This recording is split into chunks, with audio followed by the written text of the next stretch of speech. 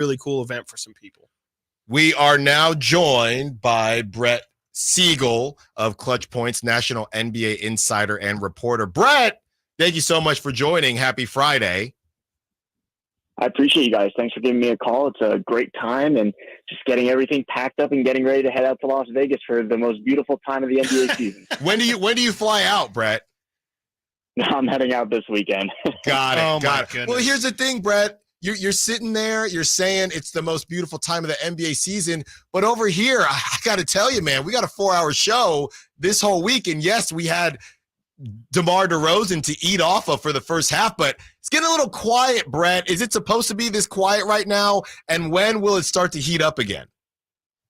A little bit yes, a little bit no. We're around that time of the offseason where you have the big signings that happen in free agency. So we had the Paul George signing, we had Klay Thompson, and then the next domino to fall, like you just mentioned, was DeMar DeRozan, and that was the big news for the Sacramento Kings. I mean, DeMar DeRozan is a proven all-star, most likely a future Hall of Famer in this league, and quite honestly, I think, contrary to popular belief around the league, I think that this is a really good signing for the Kings simply because DeRozan's a closer, and De'Aaron Fox was just the clutch player of the year 2 seasons ago. So you pair those two guys together, you have two closers that are amongst the best scorers in the fourth quarter in the league. So I think that's really what drove the Kings to get DeRozan. But in terms of your question and what you were just saying of this being a weird time in the league, it kind of is because you have your free agency signings, you have the minimum guys signing, and now is when the fun part starts with all the trade talks and going to Summer League and having these conversations with teams and seeing all the general managers talking to one another about what's going to happen. This offseason, there's not going to be that big of stars on the move. We've heard a lot about Lauri Markkanen. We've heard about Kyle Kuzma. Those are the most prominent names in trade talks right now. But I would be kind of shocked if we saw some of these big name all-stars that are on max level contracts on the move. I think that it's going to be more of these type of role players like Markkanen and secondary stars like Kuzma that can really come in and solidify these playoff contending teams while also remaining under the first and second tax aprons, because that's the most important thing for a lot of these organizations right now. Brett, I was reading your article over on ClutchPoints, the details on Lauri Markkanen, Brandon Ingram, and Kyle Kuzma trade scenarios. It's a great article. Definitely everybody go out there and check it. And definitely the reason why you want to check it, Brett, is because every single one of those three guys I just listed, and you have beautiful multiple paragraphs writing about each and every one of those guys, but in every single one of those guys, you mentioned the Sacramento Kings having interest, at least some interest or rumored interest in all of those guys. Do you feel like the Sacramento Kings aren't done making moves? You just talked about, there is not necessarily a lull right now, but a little bit of a quieter period. Do you feel like the Kings are still active on the phones right now, trying to make another deal on top of the DeMar DeRozan trade? I do. I think that the biggest thing is that Monte McNair and his Kings front office recognize that they have an opportunity to truly improve this team while remaining under their hard cap, because they are hard capped at that $178 million mark after the sign and trade for DeRozan. And they do have an avenue to still improve this roster. They have Kevin Huerter's contract. I believe he's making just under $17 million this upcoming season.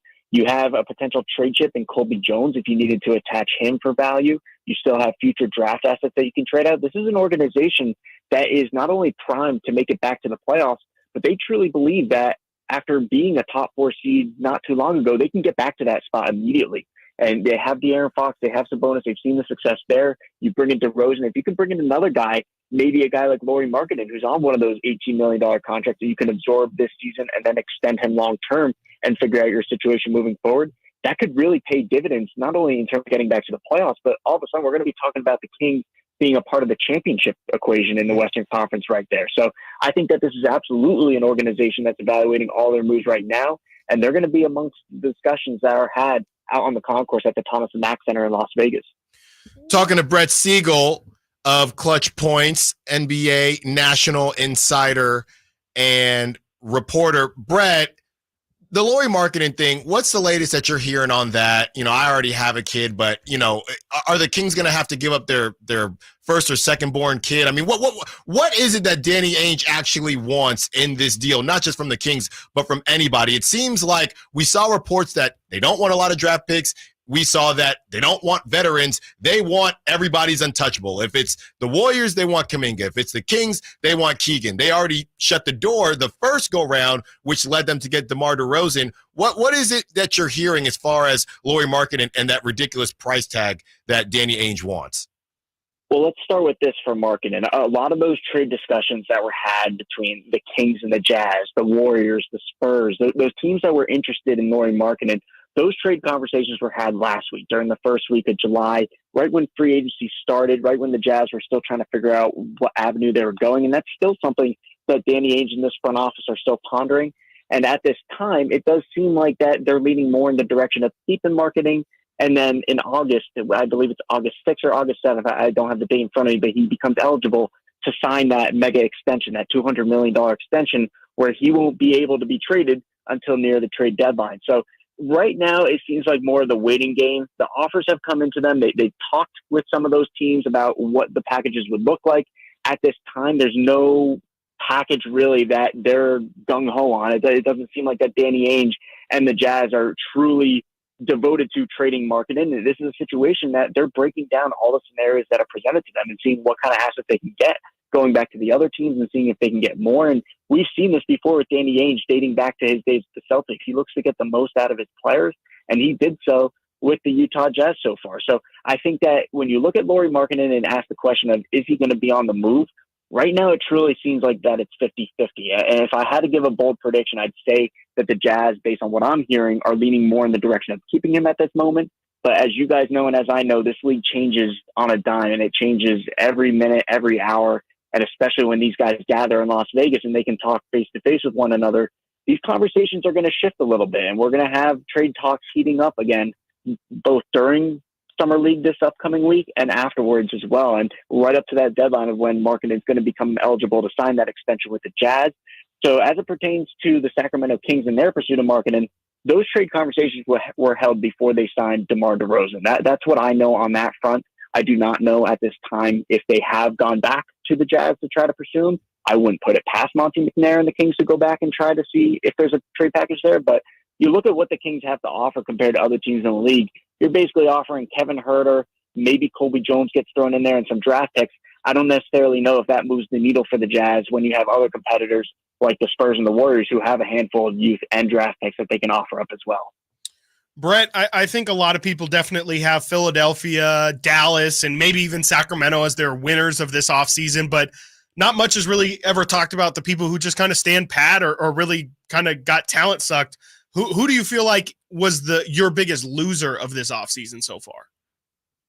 That's certainly a good question. And you can look at both conferences, and obviously you can point to the Brooklyn Nets and say they're a loser because they took themselves out of contention for the playoffs. But I don't necessarily think that's the case, because look at all the assets that Sean Marks brought back for the future, and look how many draft picks they're going to have in a loaded 2025 draft. So I think that narrative surrounding the Nets right now, I think that it's completely blown out of proportion. I think that they're going to be in a very good position moving forward. But you look at a team in the West of who could potentially be labeled as a loser, and it's not going to sit well with their fans just because they're some of the most critical out there. But the Los Angeles Lakers, what's going on there? What are the Lakers really doing? Because you had LeBron James saying he was willing to take a pay cut to get Klay Thompson. It seemed like that was going to be a really good spot for Klay next to Anthony Davis and LeBron James. That fell apart. They were involved in a lot of trade talks leading up to free agency in the offseason. Well, maybe they could get Trae Young. Maybe they're going to go out and get a different all-star. Nothing ever developed there. And now they're stuck with the same roster that really didn't do much for them this past season. D'Angelo Russell's still around. Rui Hachimura is there. You have Gabe Vincent entering the second year of his 3-year contract with the team. So I still feel like that the Lakers are going to make some type of move. They're about $45,000, not million, $1,000 right under the second apron right now. So they're right on that mark.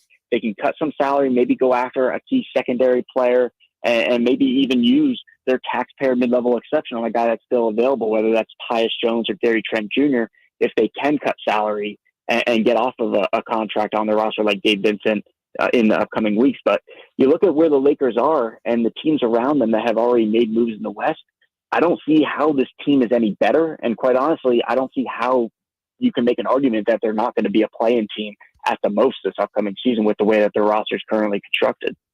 Chris, music to my ears. Yeah. Up north, Chris is shaking his fists in glory right now. Brett, talking to Brett Siegel, national NBA insider and reporter. One more for you, Brett, before you head off to Vegas. We do these shows every single day, and it's the same names. It's Brandon Ingram, Lauri Markkanen, Kyle Kuzma. Haven't even really heard much of Jeremy Grant anymore. Brett, can you give us a name that you are maybe hearing whispers about on the low that might be circulating in trade talks that is of that caliber but hasn't really come to the forefront yet? Anybody like that out there right now? Sure. I think a lot of teams are paying attention to the Portland Trailblazers, not only with Jeremy Grant, but they just drafted Donovan Clingan, which is a very interesting draft pick when you look at how their roster is constructed right now, because they have DeAndre Ayton, who is a recent first-round pick, #1 overall pick from the Phoenix Suns a few years back. He was a big reason why they made the NBA Finals a few years ago. Ultimately, the Suns parted ways with him last offseason when they were able to land Bradley Beal, and they gave him up to the Portland Trailblazers. He still has 2 more years left on his contract, making $34 million this season. He's still 25 years old, and he can be a foundational piece for many teams in this league. So I think that DeAndre Ayton's situation is definitely something to monitor. Maybe not immediately this offseason. I don't necessarily think that he would be on the move this offseason unless Portland was able to make a substantial change to their roster. But heading towards the trade deadline and moving forward, I don't necessarily think Portland is going to be a team that's going to be having 2 starting centers out there in Clingan and Ayton. Could it work? Yeah, we've seen it work with the Timberwolves where they have Karl-Anthony Towns and Rudy Gobert. But I don't think that's the case here with the Blazers. And they also have another name that I think is even more attractive because of his contract and his defensive effort, and that's Robert Williams III. When he's healthy, he can be an absolute impact player at the center position for any team in this league. We saw that with the Boston Celtics when they made the 2022 NBA Finals. So if Williams is healthy from his knee injuries, and again, it's a big if, he can be a big factor for any team in this league in the front court. And for a team like the Kings, who may need some more front court help, I think that that's certainly a name to keep an eye on there, whether it's this offseason or as the season begins, the 24-25 season, and heading towards the trade deadline. If they need some more depth in their front court behind Sabonis, I think that Williams would be an excellent fit, especially because of the defensive effort that Mike Brown seeks from his big guys. Brett Siegel, outstanding stuff. You earned your trip to Las Vegas. I'll tell you that much. Thank you so much for your time, Brett. This was Brett Siegel, national NBA insider and reporter for ClutchPoints. Brett, thank you and enjoy your time in Vegas and enjoy your weekend. I appreciate it. You guys have a great one coming up. As we move on to the next segment, and Brett brings up